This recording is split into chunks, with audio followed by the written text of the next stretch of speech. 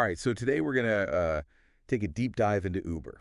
Okay. They've got this ambitious goal, Yeah. powering movement from point A to point B, and they're not just talking about rides anymore. Right. It's food, groceries, even freight transport. Yeah, whole ecosystem. And, you reached out wanting to understand their business model. Like, where does the money actually come from? What are the big costs that they're dealing with? Yeah. And how do they actually stand out in such a crowded market? Lots of competition. Yeah. So to do this, we're going straight to their official SEC filings, their 10K and 10Q reports. That's right. This is like the real deal, the nitty-gritty stuff that investors actually use. Yeah, the clearest picture of their core operations. So how does Uber make money? Well, It seems pretty obvious people pay for rides. right on the surface it seems like that. Right. But Uber actually sees itself more as an agent. Oh, okay. They're connecting riders and drivers, right? Okay. Restaurants and eaters and even shippers and carriers. Oh. Their revenue comes from fees on both sides of those connections. So they're taking a cut from what drivers make Exactly. and what restaurants make. Exactly. And it can even get a little bit more intricate. Okay. Driver incentives like bonuses for peak hours can actually sometimes be accounted for as reducing their revenue. Oh, wow. It all kind of depends on the specifics of each market. That's not as straightforward as I thought. Right. It's not just all the fares added up. No. Yeah. This agent model is crucial for understanding their financials. Right. They don't report all of the money flowing through the platform as revenue. That makes sense. Yeah. Now, what about their costs? Costs. I would imagine that paying drivers is a big one, Of course, yeah. plus marketing Sure. and developing that app. Yeah, those are all definitely factors. But one huge cost for Uber is insurance. Insurance. Yeah. I mean, I know they need to cover accidents. Yeah. But is it really that significant? More than you might think, it goes beyond just covering accidents. Uber actually has its own insurance subsidiary. Wait, Uber has its own insurance company. It's a captive one, and they have these complex reinsurance agreements as well. What is a captive insurance company? It's actually a common strategy for large companies to manage their risk. Okay. It lets them kind of self-insure certain things Okay. and potentially save money in the long run. So how does that actually affect their financials? Well, it gives them more control over their insurance costs. Okay. They can tailor the policies to their specific needs and negotiate rates with reinsurers, Okay. who are basically insurers for insurance companies. Okay. Think of it as spreading the risk. So they're insuring themselves in a way. In a way, yeah. Okay, that's a lot more complex than I realized. Yeah, there are a lot of moving pieces. And what about this whole debate about classifying drivers as employees? Oh, that's a big one. That has to factor into the cost, right? Absolutely. That's a big lurking cost factor. Right. If drivers are ever ruled as employees, Uber's costs would skyrocket. Yeah. You're talking minimum wage, Benefits. overtime, benefits, the whole shebang. Wow. Yeah, it could massively impact their profitability. Yeah. Even driver availability. Wow, so a big potential shakeup there. Yeah, for sure. Okay, let's move past the dollars and cents for a second. Okay. What is Uber's overall, pitch to customers? What is their value proposition? So on the surface, it's convenience, right? Okay. A ride at your fingertips, Oh. food delivered, Hmm. even connecting businesses with freight. Right, They're tapping into this broader need for easy movement, right. not just of people, but things too. They're not just about taxis anymore, No, not at all. but they're also making these big bets on the future, right? That's right. Like with autonomous vehicles. Self-driving technology, absolutely. Right. That's a major part of their long-term strategy. Okay. They believe it could really revolutionize their cost structure and give them a real competitive edge. No more driver pay. Potentially. Lower insurance. Possible. That sounds almost too good to be true. Right. But self-driving cars are still a while off. It's definitely a long game. Right. There are still technological hurdles to overcome, Sure. safety concerns and regulatory hurdles. Of course. But if they succeed, it could transform their business. Yeah. And honestly, the entire transportation landscape. That's a big if. It is. It is. Okay, so convenience now, Yeah. self-driving utopia later. Oh, But right now, the competition is fierce. very much so. It's not just other ride-hailing apps. Right. It's taxis, public transport, Yeah, even giants like Amazon. absolutely. How does Uber stand out in that crowd? So they're really leveraging their global reach. Okay. They operate in over 70 countries. Wow. They've diversified their platform with multiple services to cater to a wider audience. Okay. And they're heavily investing in technology, especially AI, to optimize operations and personalize that customer experience. So scale, Yes. variety, Yep. and a heavy dose of tech. You get. But that all costs money, right? Of course it does. Global expansion, maintaining all those services. For sure, you're exactly right. These strategies come with a pretty hefty price tag. Yeah. And let's not forget the legal and regulatory battles they face worldwide. Right. Classifying drivers, Yeah. ensuring safety, complying with local laws. Yeah. It all adds complexity and risk. Sounds like they're walking a tightrope. They are. Huge potential, but also plenty of risks. That's the name of the game. Now, let's get into the nitty-gritty of their operations. Okay. What are the absolutely essential things that make Uber work? What's the tech behind the ride?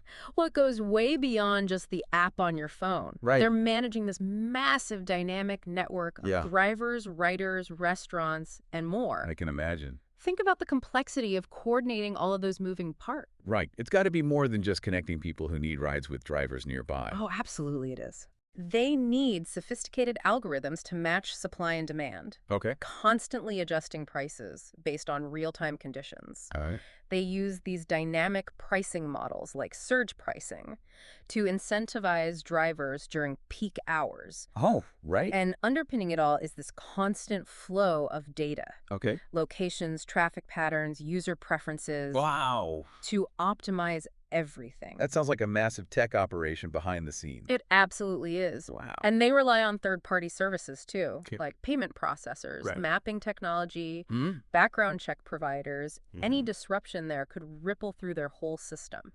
Wow. So that's a lot of dependencies. It is, it is. So their tech is crucial. Yeah. But so are the drivers themselves. Well, of course. There's been a lot of talk about their working conditions Sure. and pay. Right.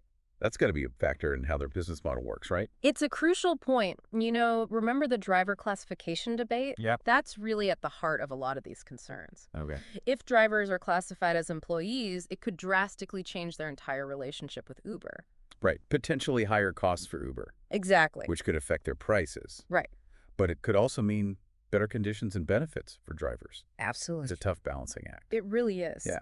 And it's just one example of the many complex challenges that Uber faces as their business model evolves. Right. There are always going to be trade-offs. Mm-hmm. And finding the right balance is absolutely key to their long-term success. Totally. It definitely is. Yeah. Okay, so we've talked about how Uber makes money, their big expenses, and their value proposition. It's clear they're not afraid to push boundaries, but they've had their share of controversies too, right? Absolutely. And those controversies often really highlight the tensions within their business model. Take surge pricing, for example. Yeah. They've been criticized for those, sometimes exorbitant fares during emergencies or peak demand. Yeah, I've heard stories of people getting charged hundreds of dollars for rides that would normally cost, a fraction of that. Right. Not exactly good PR. No, it raises questions about, fairness and the potential for exploitation. Yeah. Uber argues that surge pricing incentivizes drivers to work when demand is high, ensuring that there are rides available. Right. So, I can see both sides. Yeah. But it's a touchy subject for sure. It is. And then there's the impact on traditional taxi industries. Another area of contention, taxi drivers and their unions often argue that Uber operates on an uneven playing field, bypassing a lot of the regulations that apply to traditional taxis. And it's not just about competition. Some cities worry about traffic congestion and the environmental impact of ride-hailing. Valid concerns about, the sustainability of their model, especially as they expand and encourage this reliance on private transportation. So Uber's success hasn't come without costs, both to certain industries and their reputation. That's fair to say, but they've also tried to adjust these criticisms. They've partnered with cities on infrastructure, Okay. implemented safety features in the app, Great. even pledged a fully electric fleet by 2040. Okay, so at least making an effort. Yeah, they're trying to move in the right direction. But where do they see themselves in the long run? What are their big ambitions? Well, their reports are very clear on that. They want to be the platform for all movement. Okay. Rides, deliveries, freight, and, of course, autonomous vehicles. That whole powering movement idea. Exactly. But you're picking up on something key. They've even hinted at becoming a broader urban logistics platform. Okay. Think about it. They already have drivers and couriers moving all around cities. So they could use that network for more than just rides and deliveries. Precisely, the possibilities are really Like vast. what are we talking here? I mean, same-day package delivery, prescription delivery, on-demand errands, you name it. They could become really woven into the fabric of urban life. That's a big vision. It is. But ambitious goals come with challenges. Of course. We've talked about regulations, network complexity. But can they financially sustain this level of growth and investment? Well, that's the million-dollar question. Right. They've invested very heavily in R&D, particularly in those autonomous vehicles and AI. Yeah. Those are long-term bets with uncertain payoffs. Right. And they've also had their share of financial ups and downs. They have. Wasn't their IPO met with skepticism because they weren't profitable yet? That's true, yes. But they have become profitable since then. Okay. Although it came with some tough decisions. Like what? Cost cutting, streamlining operations, even layoffs. So even tech giants aren't immune to market realities. No one is. They have to make tough choices to stay competitive. And those choices sometimes draw criticism. Of course. Their treatment of drivers and couriers, for example, has fueled that push for reclassifying them as employees. Right back to that core tension. It's a complex issue with big implications for their model. Okay, so Uber's future is full of both promise and uncertainty.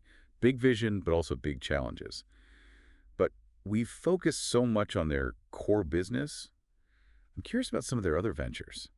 Didn't they try things like flying taxis and self-driving trucks? Great memory. Remember Uber Elevate, their flying taxi initiative? Oh, yeah. They envisioned this network of electric vertical takeoff and landing aircraft. Like EVTOL? Yeah, eVTOL exactly, for urban air transport. It sounded like something out of science fiction. Whatever happened to that?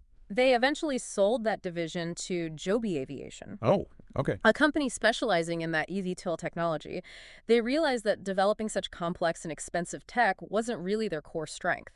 So strategic retreat, but also acknowledging their limits. Right. What about the self-driving trucks? Another abandoned venture. Not entirely. They initially invested heavily in autonomous trucking through their Advanced Technologies Group, ATG, but they spun that off and merged it with Aurora Innovation, Okay. a company focusing on self-driving systems. So similar to the flying taxis partnering with specialists instead of trying to do everything themselves. Exactly. They're sticking to what they do best, platforms and connecting people and goods. But they're keeping an eye on those futuristic technologies through partnerships and investments. So a more nuanced approach. Not giving up on those ideas, but being more selective about how they pursue them. It shows their maturity as a company. They're learning, adapting, and making calculated decisions about resource allocation. It's fascinating to see how their business model has evolved, Yeah, from disruptive startup to global platform. They've come a long way. they have, and the journey's not over. Transportation and logistics are constantly being transformed by technology, consumer demand, and societal shifts. And Uber's right in the thick of it. They are. What do you think the next chapter holds for them? That's the big question. How will they handle the rise of automation and AI? Will they adapt and thrive in a driverless world? Only time will tell, but it'll be a fascinating ride. And for you listening, we hope this deep dive has given you a better understanding of how Uber works, the challenges they face, and the opportunities ahead. They're shaping the future, and their business model is a key to understanding where our cities are headed. It's a story of ambition, innovation, and the relentless pursuit of progress. A story with twists, turns, and cliffhangers. The journey continues, and we'll be watching closely to see what happens next. So stay curious, keep asking questions, and buckle up. The future of transportation is just getting started. Okay, so we went deep on Uber's current model, but you know what's really got me thinking? All this talk about autonomous vehicles and AI and the future of cities. Yeah. It's clear that Uber's not just reacting to change, they're trying to shape it. Yeah, it's fascinating how their model could be both disrupted by these trends and also positioned to benefit from them. Right. It's a high-stakes gamble. Exactly. Like, on one hand, self-driving cars could mean the end of the driver as we know it. Right. Massive cost savings for Uber, but potential job displacement on a huge scale. Yeah, absolutely. And that raises an important question.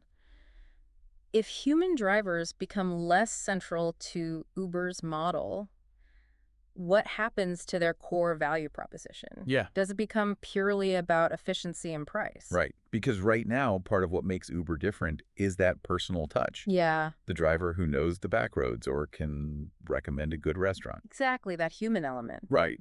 This could be a major turning point for Uber. Okay. They'd need to redefine their relationship with customers. Okay. Maybe focus even more on personalized recommendations through AI. Okay. Or find new ways to differentiate themselves beyond just getting you from point A to point B. So potentially huge disruption on the driver side. For sure. But on the other hand, you mentioned they could also benefit from these trends. Mm-hmm. How so? Well, think about this concept of mobility as a service. Okay. Cities are moving towards these integrated transport systems, Right. combining public transport, ride-hailing, bikes, scooters, Yeah. all accessible through a single app. I've heard about this. Yeah. Makes it super easy to plan trips, Exactly. using whatever mode makes sense. And that's where Uber could become a dominant player. Okay. They're already integrating public transport options into their app in some cities. Okay. If they can nail this, they become kind of like the operating system for urban movement. So they're not just competing with public transport, they're becoming part of the solution. It's a really savvy strategy. Yeah. They leverage their existing tech and user base, but tap into this whole new market. Right. And autonomous vehicles play a role here too. Okay. Imagine fleets of self-driving taxis seamlessly integrated into that system. That's pretty wild. It is. It's a big vision. So from rides to urban ecosystems, that's a lot to digest. It is. But before we wrap up, there's one thing nagging at me. Okay. Uber's 10K also mentioned these things called capped calls. Ah, yes. Something about a deal with investors. Mm-hmm. What's the deal with that? So those capped calls, they're a bit of a financial maneuver, but it's important to understand what they are and how they could impact the company. Hit me with it. Financial jargon usually makes my eyes glaze over, but I'm trusting you to make this interesting. All right, I'll try my best. Imagine it like this. It's a way for Uber to raise money from investors Okay. while putting a limit on how much those investors can profit from the deal. Okay, I'm intrigued. Tell me more. So with a capped call, Uber essentially sells investors the right to buy Uber stock at a certain price in the future.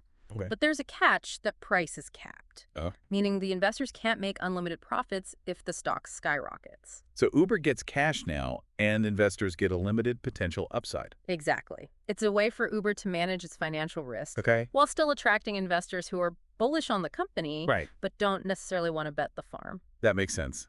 It's a bit complex, but you explained it in a way that even I can understand. I try. So what does this all mean for Uber's future? Well, it's a sign that they're still exploring different avenues for growth and investment. Okay. These capped calls give them some financial flexibility Okay. and allow them to tap into different investor pools. So it's another piece of the puzzle, another tool in their financial toolkit. Exactly. And it highlights the fact that Uber is constantly adapting, Right. innovating, and finding new ways to navigate this complex world of finance and technology. It's been an incredible journey, hasn't it? From a simple ride-hailing app to a global platform with ambitions that extend far beyond just transportation. It really has. And it's a reminder that in today's rapidly changing world, the most successful companies are those that embrace change, challenge the status quo, and constantly seek new ways to create value. Well said. And for you listening, we hope this deep dive into Uber's business model has given you a glimpse into the inner workings of a company that's shaping the future of how we move, how we live, and how we interact with our cities. It's a story of ambition, innovation, and the relentless pursuit of progress. What's clear is that Uber's operating in a space that's constantly in motion. They're not just offering rides, they're building a platform. And that platform is evolving to encompass a whole lot more. It's exciting and a bit daunting, right? This kind of deep dive helps us see the bigger picture, the trends that are shaping not just Uber, but our world. And it leaves us with more questions than answers, which is exactly what a good deep dive should do. Couldn't agree more. Thanks for joining us on this journey. We'll be back soon with another deep dive into the fascinating world of business and technology. Until then, keep exploring.